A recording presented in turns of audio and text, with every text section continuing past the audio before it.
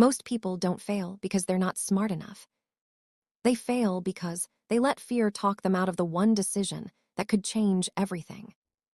What if I told you that one of the richest men on earth built a company worth trillions? Not with some secret formula, not with perfect timing, but with a simple mental trick that any of us can use right now.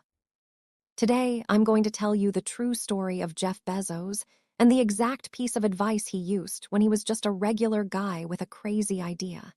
This one framework didn't just launch Amazon. It saved him from a lifetime of quiet regret.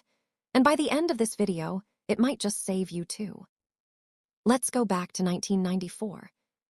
New York City, Wall Street. Jeff Bezos is 30 years old, already a vice president at one of the most prestigious hedge funds in the world, D.E. Shaw. He's making serious money. He has security. He has status. Most people in his shoes would have stayed right there and called it a win. But something was stirring. The internet was exploding.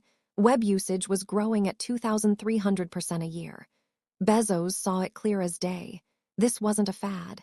This was the future arriving at light speed. And he had an idea, an online bookstore that could ship to anyone, anywhere. He went home and told his wife, Mac Kenzie. She didn't laugh. She didn't hesitate. She said, "Go for it."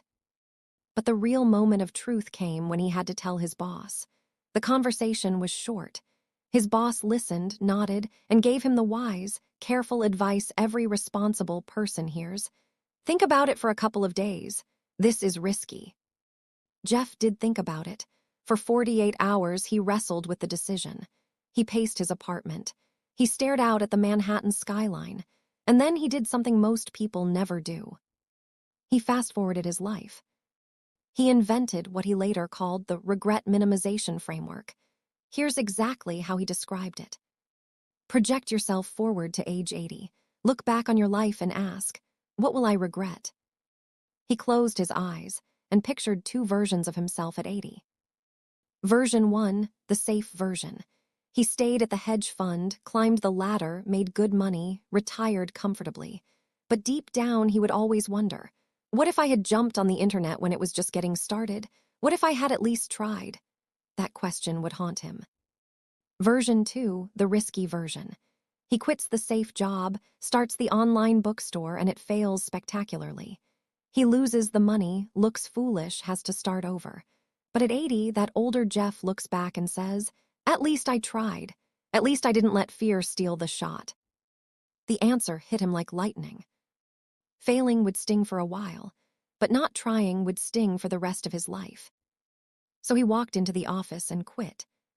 He and Mac Kenzie packed up their lives, got in the car, and drove across the country to Seattle. While Mac Kenzie drove, Jeff typed the business plan on his laptop. They had no office, no warehouse, nothing. They rented a tiny house with a 400-square-foot garage. That garage became Amazon's first distribution center. The first name of the company? Cadabra, as in abracadabra. A lawyer on the phone misheard it as cadaver, and they quickly changed it to Amazon, the biggest river in the world, because that's what they wanted to become. His own parents gave them $300,000, most of their life savings. Jeff looked his dad in the eye and said, "There's a 70% chance you're going to lose every penny." His dad invested anyway, not because he understood the internet. He didn't even know what it was.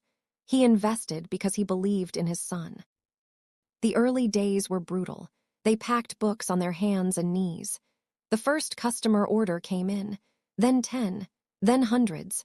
But the dot-com crash was coming. Almost everyone said they were crazy. Analysts predicted Amazon would collapse. Yet because Jeff had already decided he would rather fail forward than wonder, what if? He kept going. He kept inventing. He kept expanding. And that one decision, to minimize future regret instead of maximizing short-term comfort, turned a garage startup into the everything store that changed the way the entire world buys, reads, ships, and dreams. That, my friend, is the power of the regret minimization framework. It's not complicated. It's not even new, but almost nobody actually uses it.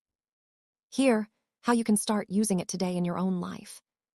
Anytime you face a big decision, quitting a job you hate, starting that side hustle, asking someone out, moving to a new city, investing in yourself. Do what Jeff did. Close your eyes. Picture yourself at 80 years old. Maybe you're sitting on a porch looking back on your life. Ask yourself 2 questions. If I try this and it doesn't work out, will I regret it? If I don't try this, will I regret it more? Be brutally honest.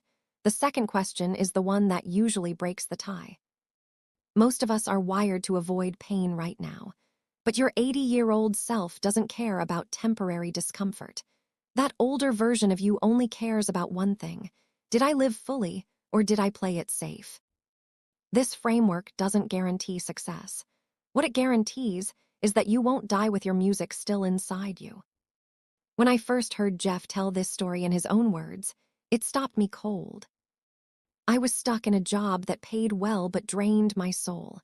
Every night I'd lie in bed thinking about the business I wanted to build, the life I wanted to live, but fear kept whispering, what if it fails?